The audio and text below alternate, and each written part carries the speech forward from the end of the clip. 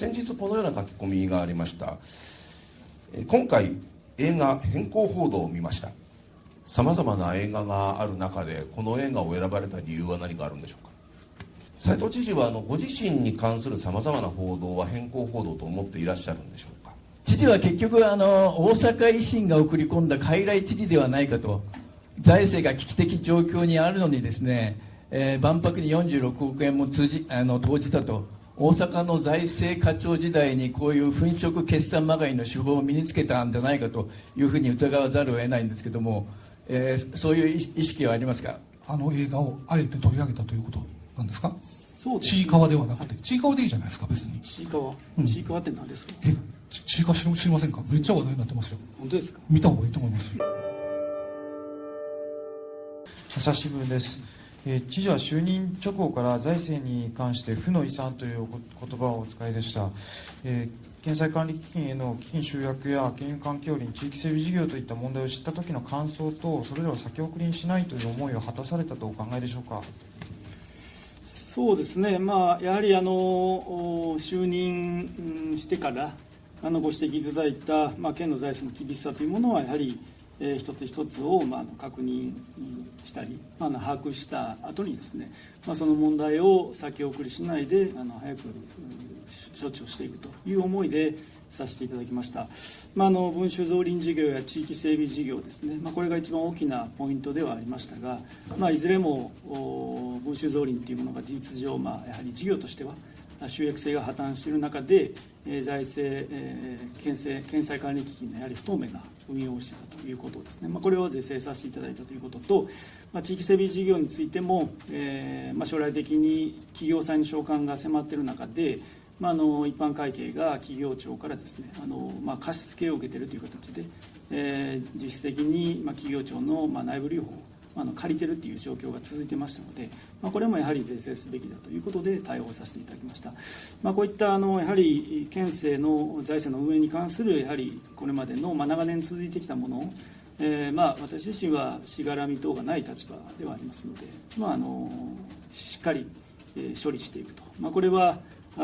一時的にやはり財政指標が悪化するという面はあるかもしれないですけど、やはり透明な姿をできるだけ目指していくということが県民の皆様の負託を受けた私の立場だと思いますので、その上で財政の改革をですね、しっかりやりながら未来への投資につなげていくということをやってきたというつもりであります。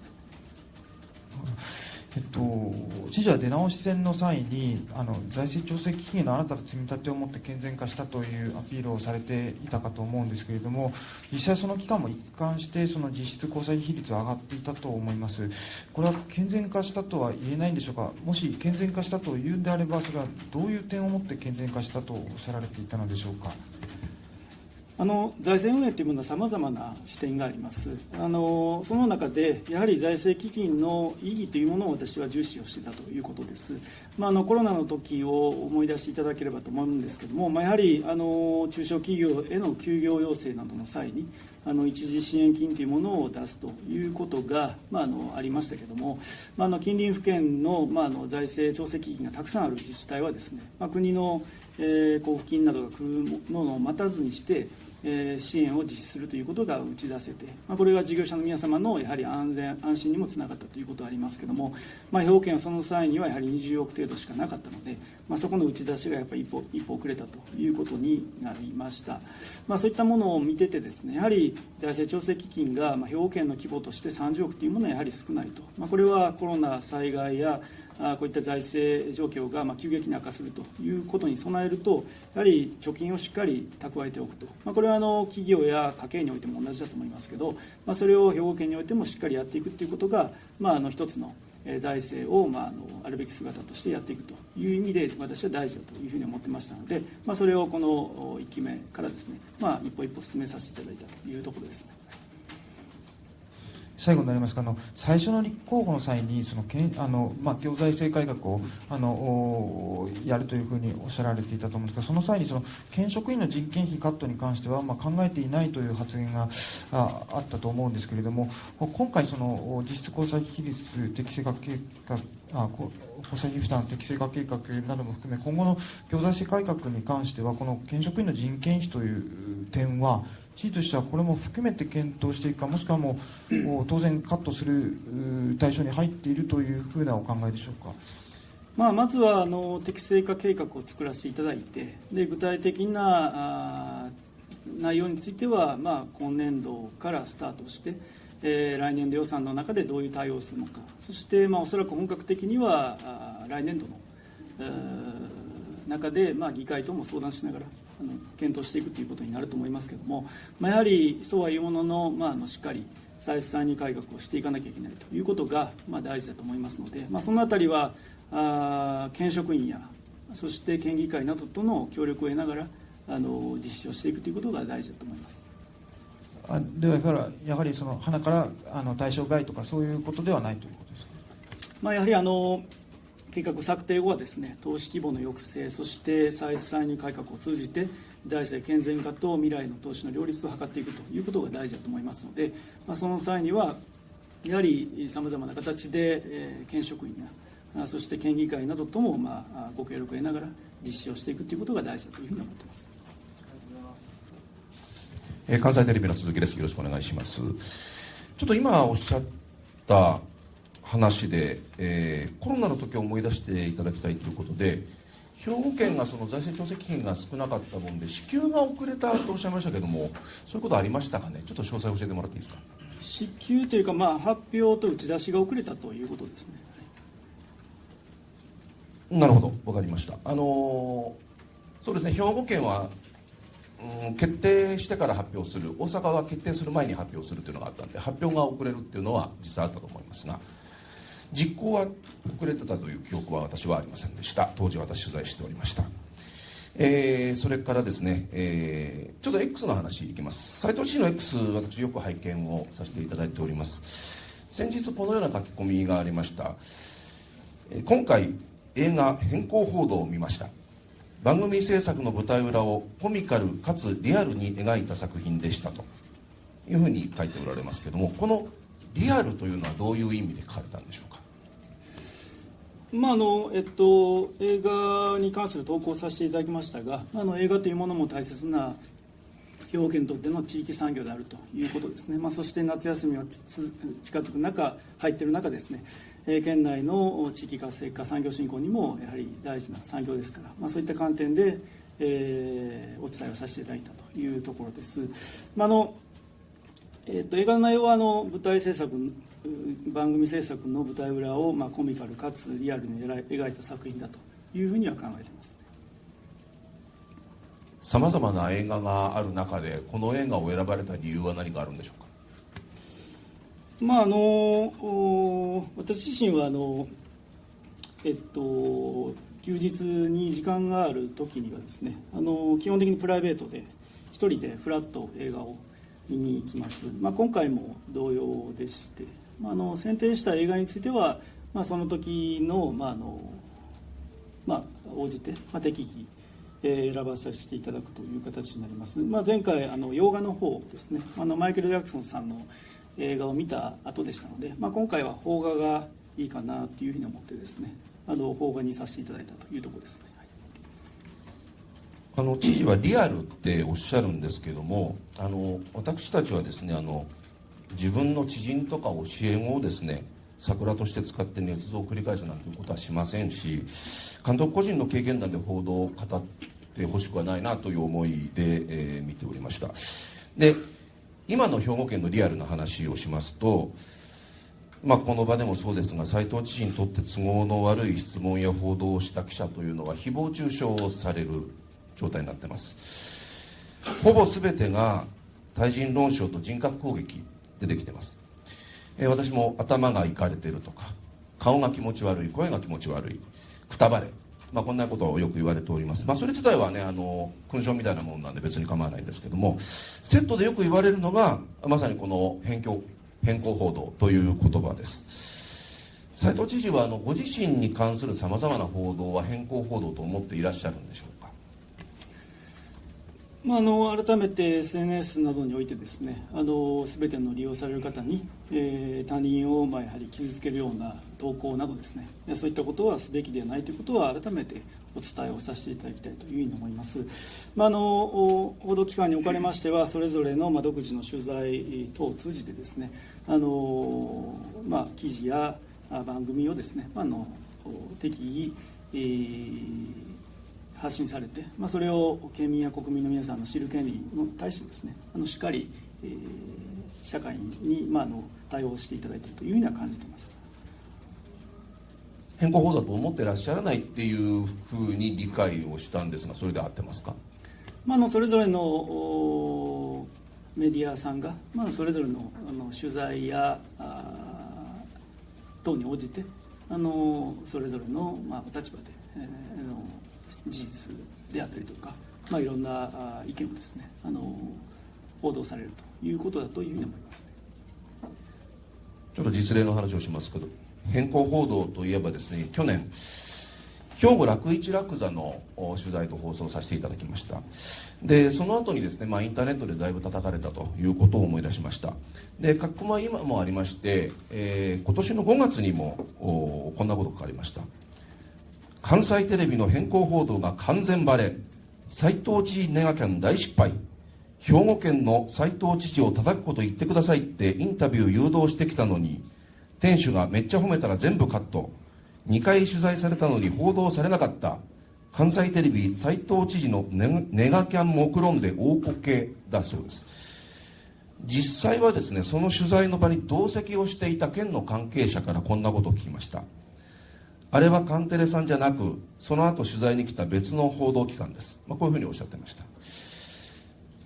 関西テレビの報道の後、来場客は2倍になりました。もしも仮に斉藤知事を貶めるのが目的の変更報道であるならば、閉幕するのを待ってから、お客さんが少ない状態で閉幕するのを待ってから放送するはずです。ところが我々はそれをしていません。開幕中に放送しました。そして実際にお客さん増えました。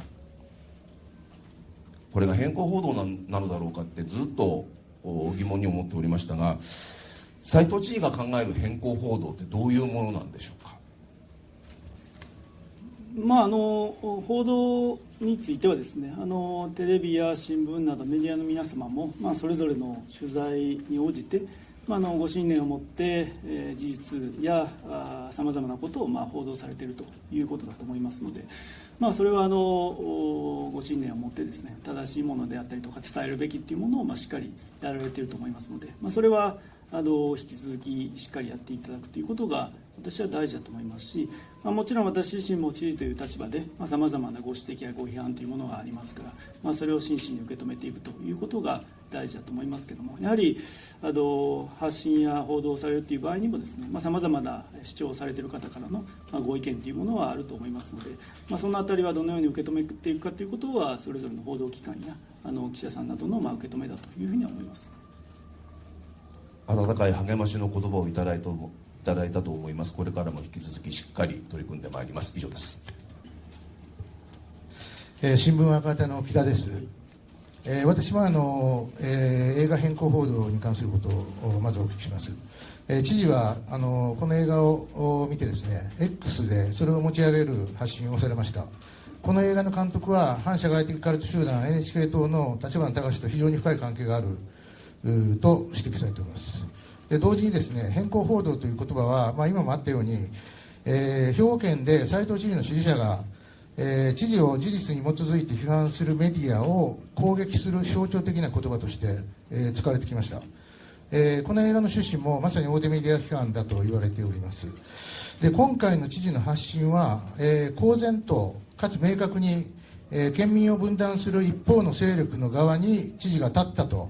見て取れます。でこれまでの言動とは質的に違うと思います。これはですね、もはや全体の奉仕者である公人としての立場と相入れないのではないでしょうか。映画というものは先ほども申し上げましたけれども、やはり文化コンテンツの上映などを通じまして、私たちの暮らしを豊かにする大切な地域産業だというふうに考えています。先日伺った木のシネバ神戸国際は、特に震災後の復興のシンボルとして復活した神戸国際松竹を継承して、現在も国内外の作品を上映されているというところです。やはり兵庫県にとっても大切な地域産業である映画劇場産業というものをやはり多くの人たちにご利用いただきたいということでですね、私自身はこれまでも映画鑑賞についてはですね、発信をさせていただいたりしているというところでございます。映画一般のことを聞いてるんじゃないんですね。でこの映画とこの知事の発信はですね、このね全ての県民のために働いて、どんな県民の意見も丁寧に聞くべきですね、県知事の立場をもはやかなぐり捨てたと言ってもおかしくないんじゃないかと思います。これまでそういう兆候はたくさんねありましたけれども、もはや県知事の資格はないのではないかという痛感しております。でその上でもう次の質問に入ります。知事はですね、就任5ヶ月後の、2021年令和3年の12月16日に、行財政運営方針見直しにかかる記者会見、で、次のように述べました。ちょっと長くなりますけどすみませんが引用します。一番強調したいのが実質交際費比率のところで、令和3年度からどんどんと上がっていく状況にあり、18% を超える水準にあと数年で到達してしまう形になります。さらに 25% を超えてしまうと、事業の執行にあたって、借金することがかなり、ハードルが高くなるとなります。 22.6% の令和11年度がピークになっていますが、ややもすれば若干上振れしただけで 25% を超えるリスクも顕在化してくる可能性があると述べています。でそしてそうならないように持続可能な行財政運営をするとおっしゃってました。でつまり知事はですね、この時点で記載許可団体、早期健全化団体への転落の可能性をはっきりと自覚していたわけです。にもかかわらずその通りになってしまったと。5年間一体何をやってたんですか。しっかり5年間ですね、自分としてできる、行財政改革をやってきたというところです。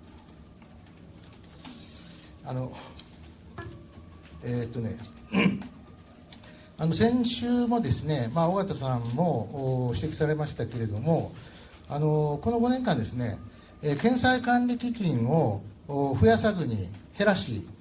そのことによって実質交際費比率を押し上げて検済残高も増やしてきたと。それからですね、3月予算委員会でも取り上げられましたけれども、井戸県政は過大な公共事業をやってきたんだと散々言いながらですね、斉藤県政になってからも普通建設費、つまり公共事業の費は、減らずにむしろ少し増えていますね。取り上げられましたけれども、ですから長期の財政を検証するのも大事ですけれども、で今後のことももちろん大事なんだけども、斉藤県政の5年間の財政運営の失敗もしっかりと検証すべきじゃないですか。私としては自分ができる限りの行財政改革をですね、しっかりやらせていただいたというところです。財政調整基金については先ほど申し上げた通りですし、ご指摘いただいた検済管理基金が減ったということもですね、これは文集造林事業とか地域整備事業とかやっぱ放置しておくと、例えば文集造林だと本当に多くの金利負担がずっと垂れ流され続ける状況はやっぱり良くないということで、処理をさせていただいてますので、その結果としてやはり一時的に財政指標が悪化するということは生じてしまいましたけれども、そこはオープンにしながらやってきている中で県民の皆様にもご理解いただけるようにしているということが大事だと思います。いずれにしましても行財政改革というものは私としてもこれまでもやらせていただきましたし、これからもですねしっかりやっていくということは大事だと思います。検済残高についてはちょっと財政課長の方から検済残高が増えているという件でした。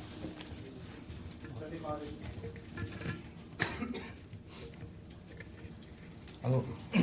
ろしいですか。次に時間もないし。すぐ終わるみたいです。はい。財政課でございます。令和3年度以降の検済の残高につきましては、総額ベースでいきますと、令和3年度が5兆415億円、令和4年度が5兆25億円、令和5年度が4兆9503億円、令和6年度が4兆8937億円と総額ベースでは減少傾向にあるというところです。以上でございます。先週ね、尾形さんも指摘されておりましたけれども、実質的な検済残高ですよ。でこれは増えておりますよね。ですからその辺はやっぱりしっかり見なくちゃいけないと。それから文書増輪事業などを改革したということはおっしゃる通りなどかもしれませんけれども、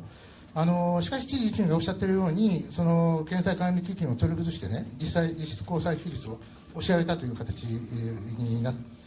てますね。で問題はこの実質交際費比率を押し上げないように、高めないように一体努力をしてきたのかというようなことがですね、今やっぱり問われているというふうに思います。ですからさっき言いましたように就任後半年の時点で、最初からそうなんでしょうけれども、財政転落の危険性を認識しながらですね、有効な対策をしなかったわけですから、やっぱり知事には重大な責任があると思います。これも身体に関わってくるほどの問題ではないかと思っております。でその上ですみません、ちょっと次の質問です。風化させるわけにはいかないのでですね、お聞きします。7月1日の定例会見で、私はですね、公益通報者方法における通報者探索禁止についての質問主意書と政府答弁書を、これ合わせて7ページなんですけども、来週まで読んでくださいと言いました。で答弁書に限れば4ページなんですね。で1ヶ月以上経ちましたけれども、もうさすがにお読みになりましたよね。公務等においてどのような対応にするかというのは適宜適切に対応させていただいております。読んでいないんですか。適宜適切に公務における私自身がどういった資料等を、呼ぶかについては適宜適切に対応させていただいております。全くね答えようとしないと、もうそれはね読んでいないというふうに言ってるのに等しいですよね。読んでいないんでしょう。でそれなのにですね、通報者探索していいんだと答弁本会議などで言ってますけども、というわけですよね。で通報者探索はほんの例外を除いてねダメだと言っているですね、政府の見解を無視していいということになりますよ。そんなんでよろしいんですかね。公益通報者保護制度については大切な制度だというふうに思っております。法の趣旨等にのっとってですね、しっかりと適切に対応していくということが大事だと考えています。すみません、もう時間ないので進みますけども、知事はね、真実相当性、他の方もいらっしゃいますので、はいはい、では、はい、もう最後にです。真実相当性が不明確な場合に、通報者が誰かを特定して、事実関係を調査することは、法律上禁止されていないというふうに言っておりますよね。で、ちょっともう省きますけども、その上で確認なんですけどね、知事が探索行為を合理化するために挙げているね、この調査、内部調査ですね、人事当局による、これ、何のための調査だったんですか、これは。ご指摘いただいた文書問題に関する対応についてはもうこれまでも何度も答えさせていただいてますので、県としては適切に対応してきたということで答えさせていただきたいというふうに思います。はい、知事はね、知事自身は2025年5月の定例会見で、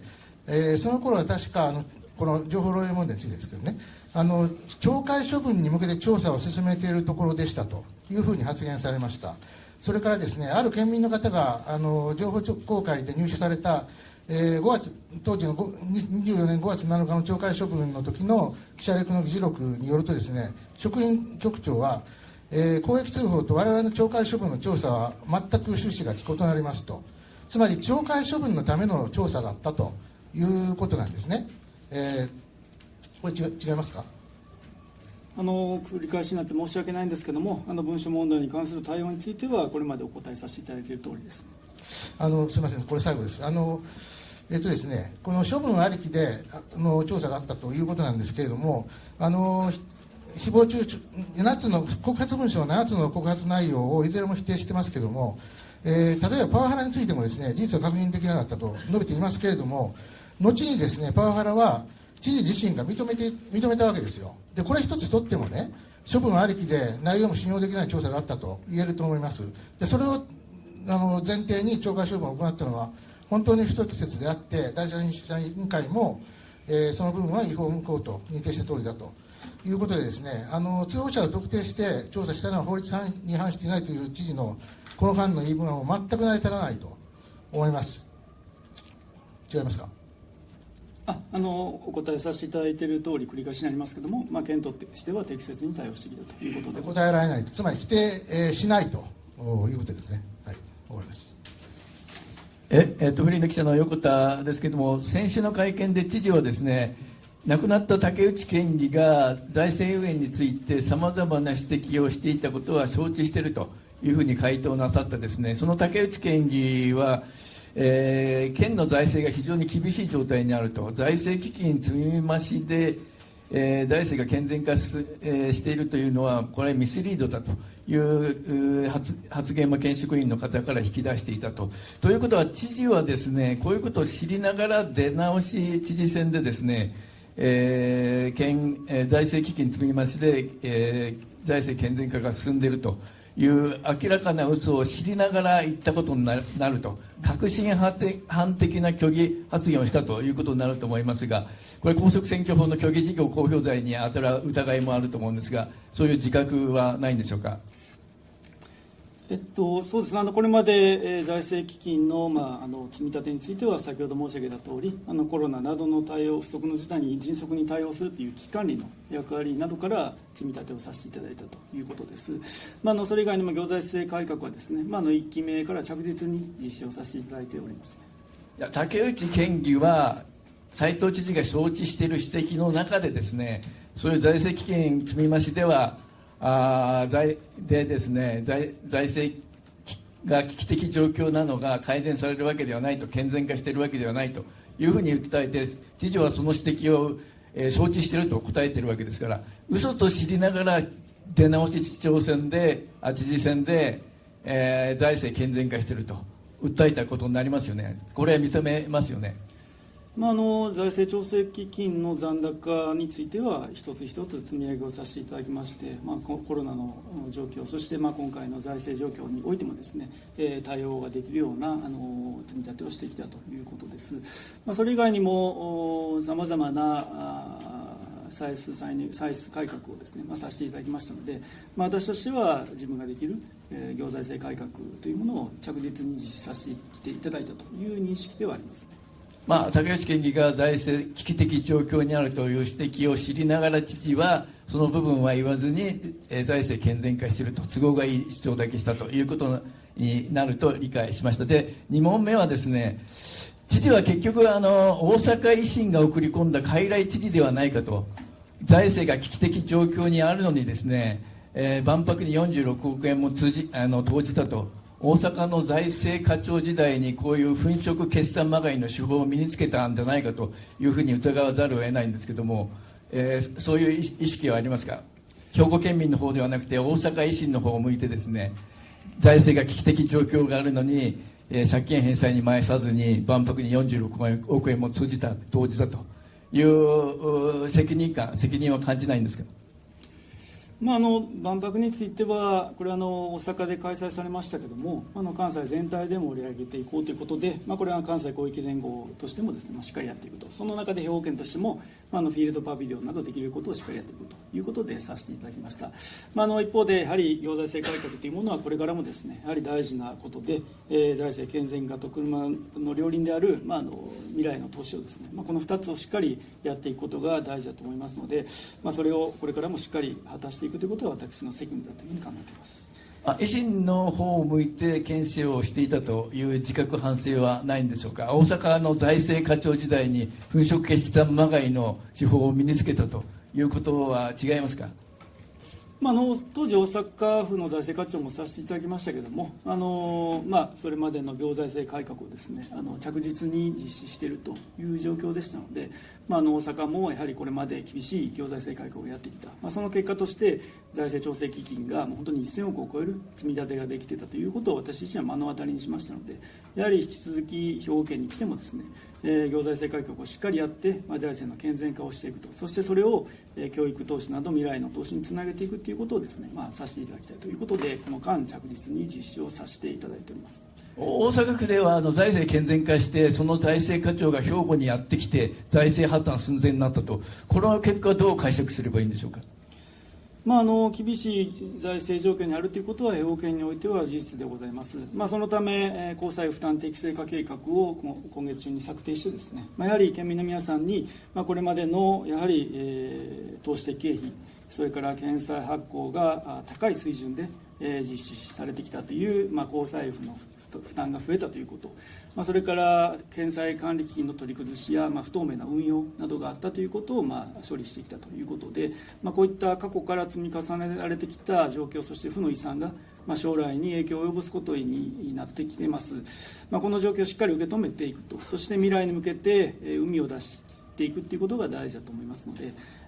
計画の策定や投資規模の抑制、そして歳出歳入改革を通じて、財政健全化と車の両立となる未来の投資への両立をですね、県職員や県議会の皆様などとも協力しながら実施していきたいというふうに考えています。最後にしますが、民間企業だったらですね、倒産寸前になった社長は交代して、新しい社長に経営再建を委ねるのが普通の対応だと思うんですが、なんで斉藤知事辞めようとしないんですか、責任取って。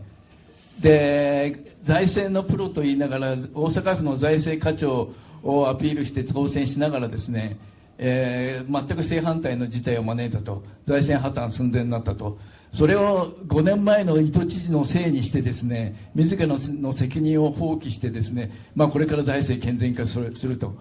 これは普通民間企業の対応と比べると明らかにおかしいと思うんですが、お辞めになる考えはないんでしょうか。先ほど申し上げたことと繰り返しになりますけれども、兵庫県の財政状況の悪化については、過去の積極的な投資による交際費の負担増、それから検済管理基金の取り崩しや不透明な運用などをですね、是正したことによる多額の積み立て不足ですね、こういったことをですね、過去の負の遺産がやはり現在や将来に影響を及ぼしているということでございます。こういった状況はしっかり受け止めていくということが大事でして、未来に向けて海を出し切って必要な改革を実施していくということが私が果たすべき責務だというふうに考えています。伊豆県政自体の負の遺産を5年間も放置してこの事態を招いた責任は感じてないんでしょうか。無能の元財政課長が、こういう事態を招いた責任は取るお考えないんでしょうか。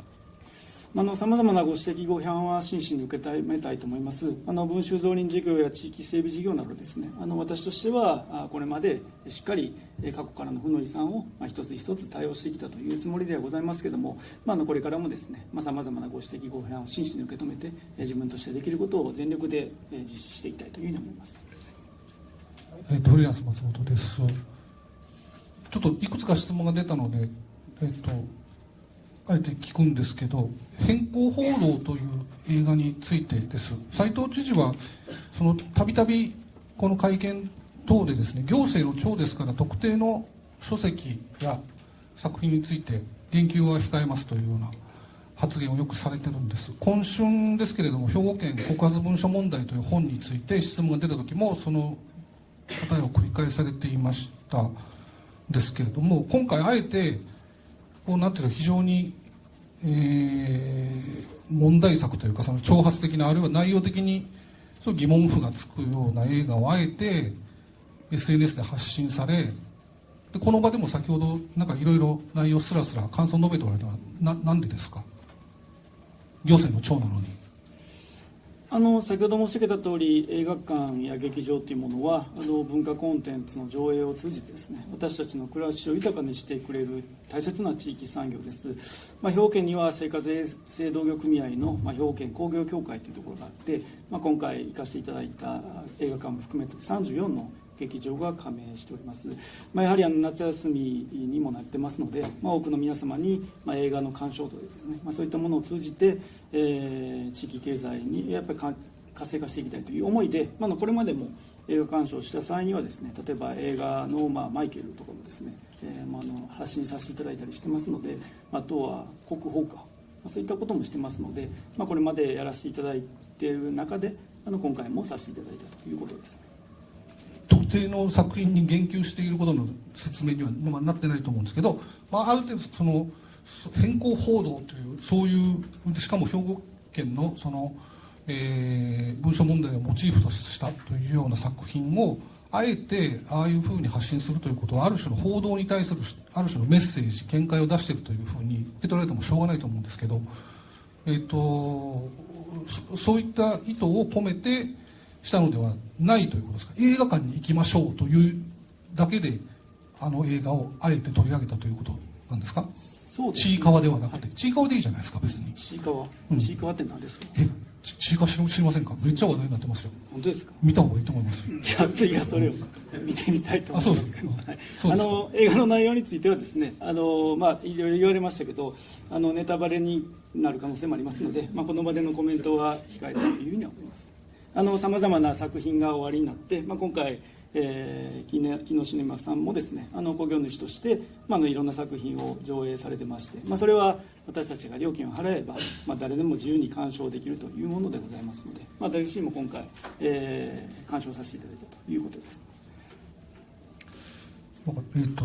よくわかんないですけど、とりあえずわかりました。あと、ごめんなさい、それと非常に抽象的な質問になってしまうのですが、最後にもう一つだけします。この間、その就任5年を迎えたことについての所感ということで、あっという間の5年間でしたという言葉がありました。私、兵庫県民として、これほどいろんなことがあった5年間ってなかなかないと思って、あっという間ってどういう感覚だと当時と思って聞いてたんですけども、その2021年の初登庁時に、斉藤さんはその、職員に向けて、挑戦をどんどんしてほしいと。で、全ての責任は私がやはり取らせていただくというようなことをおっしゃっていますが、この5年間を振り返ってですね、はて斉藤知事が責任を取ったことがあっただろうかということを思い返しておりまして、先ほどもから出ていますけれども、じゃあ財政悪化についてもですね、過去の負の遺産というような、非常に多責的な、説明を繰り返されたりとか、それから先ほど少し質問出ましたが、情報漏洩の事案も相次いでいます。で、文書問題をめぐっての情報漏洩という件も決着がつかないままずっと来ています。これ抽象的な聞き方で申し訳ない。斉藤知事の考える責任の取り方、果たし方、行政の長としてなのか、政治的責任なのか、道義的責任なのか、いろいろあると思うんですけども、少し説得力のある言葉で聞かせていただけませんでしょうか。責任というものはさまざまな解釈、そして意味があると思いますので、一概に何かというのはなかなか難しい面があると思いますけれども、やはり、県政で言いますと、この間、1期目を含めまして、行財政改革ですね、先ほど来質問出てますけれども、財政調整基金の積み立てであったりとか、負の遺産の処理ですね、それから海外事務所の整理統合など、歳出歳入改革をしっかりやっていくということを着実に一歩ずつさせていただいたということも私の責任だというふうに思っています。それからやはりご指摘いただいた事案についてもですね、今日もご指摘、質問ありましたけど、情報の問題とかですね、そういったことについても、本当に今回については大変、申し訳ないというふうに思っております。そういったものも再発防止をしっかりやっていくということも私の責任の果たし方だというふうに思っています。ごめんなさい、歳入歳出改革をやってきた、これだけ実績を上げてきたと言いながら、結果としては、記載強化団体への転落、あるいは早期健全化団体へ転落の可能性も出てきていると、これ5年間の県政運営の明確に失敗というふうに言えるのではないでしょうか。あるいは情報漏洩の問題に関しても、再発防止策というのはその都度言われてますけれども、繰り返されています。責任を取るという、口で責任を取るというのではなくてですね、どのようにか取り方というのはあるのではないかと思うんですけれども、責任の取り方、果たし方、どうですか。そうですね、やはり行財政改革というものは常にやっぱりやっていくべきことだと思います。1期目においても私なりにできることを懸命にさせていただきましたけども、まだまだこれからもですね、今回適正化計画を策定にあたりましても、これからも歳出歳入改革をしっかりやっていくと、そして未来の投資を充実していくということも本当に私が果たすべき責任としてしっかりやっていきたいというふうには考えています。もう最後にします。一昨年か24年の百条委員会で道義的責任というものが私には分からないという言い方をされました。その趣旨を聞かれたときに、道義的責任というものを認めると、それは辞任をしなければいけないからだというような説明を後にされていたと思うんですけれども、斉藤知事にとっては責任、自身の政治的責任、道義的責任を認めるということはイコール辞任につながるから、なのでそれを堅くなに認めないんだというふうに聞こえたのですが、そのようなお考えを今もお持ちですか。責任の果たし方というものはさまざまなやり方、そしてさまざまな意味があると思います。私としては県政運営をしっかり担わさせていただきたいという意味で、今回これまでもですね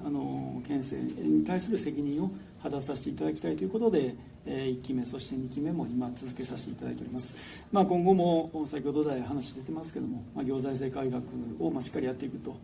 いうこと、そして未来の投資の両立を図っていくということが、私が県民の皆様の負託を受けた立場として果たすべき責任だというふうに思いますので、それをしっかりやっていきたいと思います。いついつまでにどのような成果を上げなければっていうようなその目標、数値的目標を明確にクリアすべきゴールを定めなければ、いつまでたっても改革は道半ばって言ってれば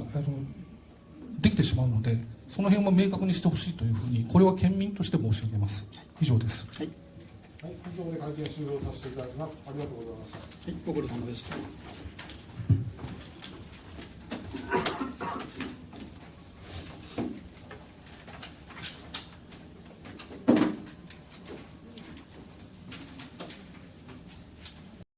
ぜひチャンネル登録といいねボタンを押してください。